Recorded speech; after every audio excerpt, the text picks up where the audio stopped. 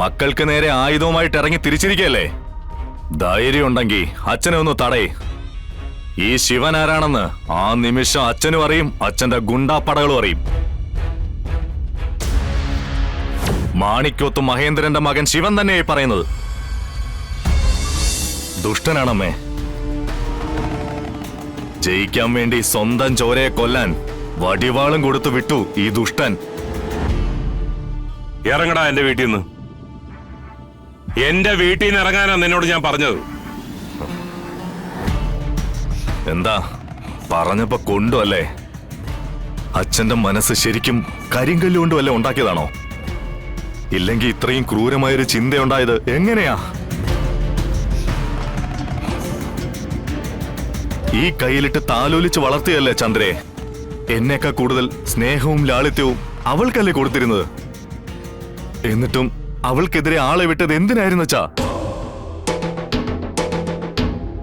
ഞങ്ങൾ അച്ഛനൊരു ഭാരമായിരുന്നെങ്കിൽ പിറന്നു വീണപ്പോഴേ ഞങ്ങളെ ഇങ്ങ് കൊന്നു കളഞ്ഞൂടായിരുന്നോ?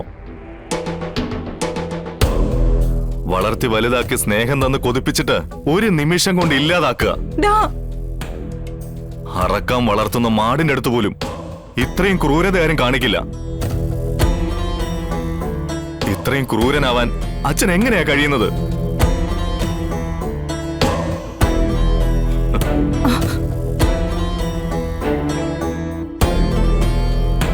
എന്താ മഹേട്ടാ, എന്താ നിങ്ങൾക്ക് ഉത്തരവില്ലാത്തത്? ദേ, ഈ പറയുന്നതെല്ലാം പച്ച കള്ളമാണെന്ന് അവന്റെ മുഖത്ത് നോക്കി എന്താ പറയാത്തെന്നാ ഞാൻ ചോദിക്കുന്നേ.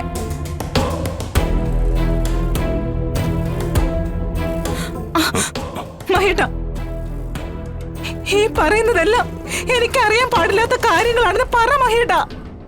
പറയില്ലമ്മേ, ഈ മനുഷ്യൻ പറയില്ല.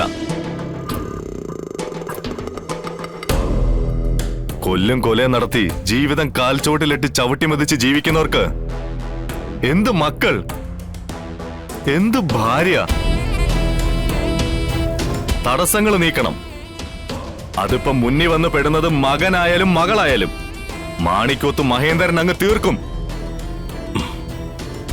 അമ്മയൊന്ന് കരുതിയിരുന്നോ? എപ്പോഴാ തലയ്ക്ക് മുകളിൽ കാലഭൈരവന്റെ വിളി വരുന്നതെന്ന് പറയാൻ പറ്റത്തില്ല. ആരാച്ചാർ കാണമ്മേ അമ്മ ചോറ് വെച്ചു കൊടുക്കുന്നത്. ഇത്രയും നേരം നീ എന്റെ വീട്ടിൽ കിടന്ന് വായിട്ട് അലച്ചത് ഞാനങ്ങ് സഹിക്കുക. പക്ഷേ ഇനി നീ എന്തെങ്കിലും പറഞ്ഞ ഞാൻ ആരാണെന്ന് നീ അറിയും. ഇനി അറിയാൻ എന്തിരിക്കുന്നു? സ്വന്തം മകൾക്കെതിരെ കൊട്ടേഷൻ കൊടുത്ത ഒരച്ഛൻ.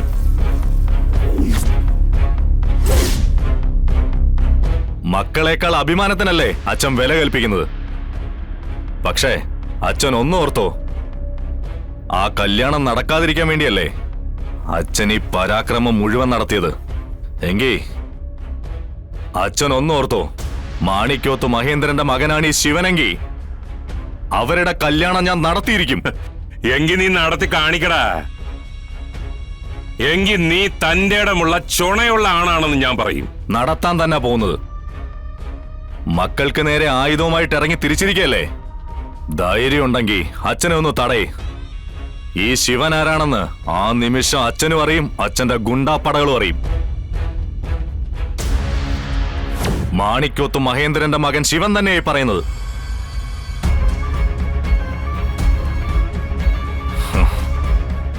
മാറിക്കണേ. ശിവ ശിവ ശിവ നിക്ക് മോനെ. ശിവ,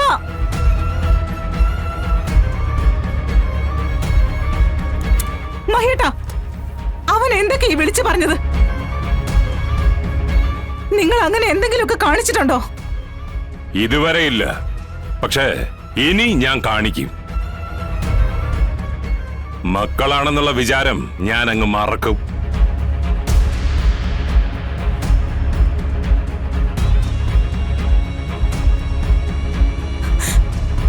എന്തൊക്കെയാ ഇത്?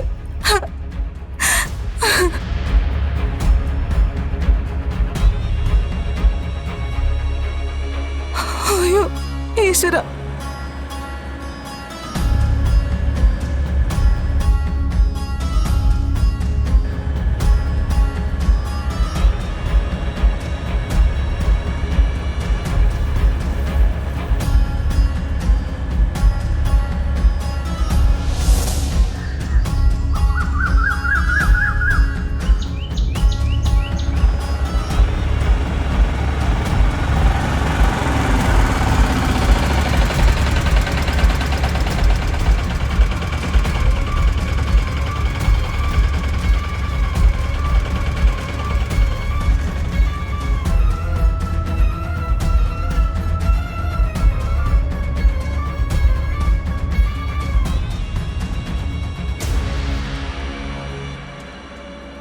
ശാലിനി,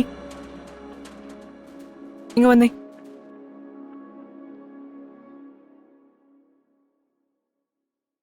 നീ ഈ കാണിക്കുന്നതൊക്കെ ശരിയാണെന്ന് നിനക്ക് തോന്നുന്നുണ്ടോ? എന്തു പറ്റി സത്യമ്മേ?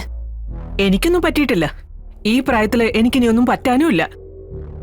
പക്ഷേ അതുപോലല്ല നീ. കളക്ടറാണെന്നും പറഞ്ഞ് ഏതു പാതിരാത്രിയിലും എങ്ങനെ നടക്കാന്നാണോ? അങ്ങനെ നടക്കുന്നവരെ ഈ സമൂഹം ഏത് രീതിയിലാ കാണുന്നതെന്ന് വല്ല ചിന്തയുണ്ടോ? ദേ, വിഷ്ണു ഇവിടെ ഉണ്ടായിരുന്നെങ്കിൽ എനിക്ക് നിന്നോട് ഇങ്ങനെയൊന്നും പറഞ്ഞു തരേണ്ട കാര്യമില്ലായിരുന്നു. കാരണം ഈ പറയുന്നവരൊക്കെ വാ മൂടിക്കെട്ടാൻ അവന്റെ സാന്നിധ്യം ഒന്നു മാത്രം മതിയായിരുന്നു. സത്യമ്മേ, ചില അത്യാവശ്യ കാര്യങ്ങൾ വരുമ്പോ രാത്രിയിൽ ഇറങ്ങി നടക്കേണ്ട ഒരു അത്യാവശ്യവും നമുക്ക് വേണ്ട.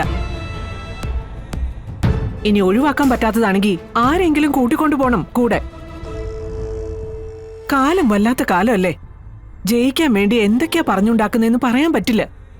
ഞാനൊന്ന് വീട് വരെ പോയതാ സത്യമ്മേ. അമ്മയ്ക്ക് തീരെ സുഖമില്ല. എന്തൊക്കെയോ പിച്ചും പെയ്യൊക്കെ പറഞ്ഞുകൊണ്ടിരിക്കുക. എന്തൊക്കെയോ കാര്യങ്ങൾ ആലോചിച്ച് എല്ലാം കൂടി തലയിൽ കെട്ടിവെച്ചിരിക്കുക.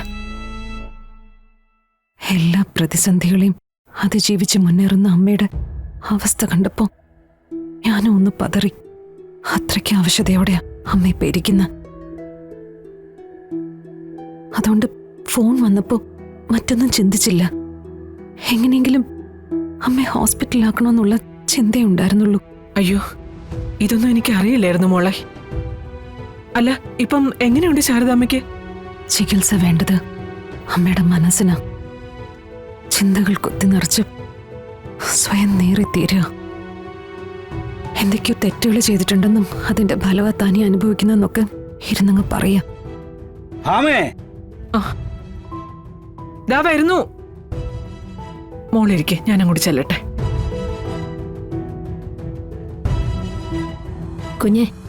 കുഞ്ഞിരിക്കെ, ഞാൻ ചായ എടുക്കാം.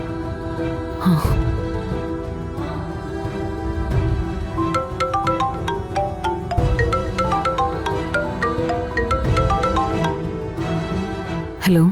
ഇന്ന് രാവിലെ 11:30 പ്രകാശിന്റെയും ചന്ദ്രയുടെയും രജിസ്റ്റർ മാരേജ് പറഞ്ഞിരിക്കുന്നത്. അറിയാം, പ്രകാശിനെ കണ്ടിരുന്നു. ആ, ഞാൻ ആ കമലിനെയാണ് കാര്യങ്ങളൊക്കെ ഏൽപ്പിച്ചിരിക്കുന്നത്. വലിയ പബ്ലിസിറ്റി ഒന്നും കൊടുക്കാതെ ചടങ്ങ് നടത്തണം. അറിയാലോ, ഇത് നടത്താൻ ആഗ്രഹിക്കുന്നവരെക്കാൾ കൂടുതൽ ഇത് മുടക്കാൻ നടക്കുന്ന ആൾക്കാരാ.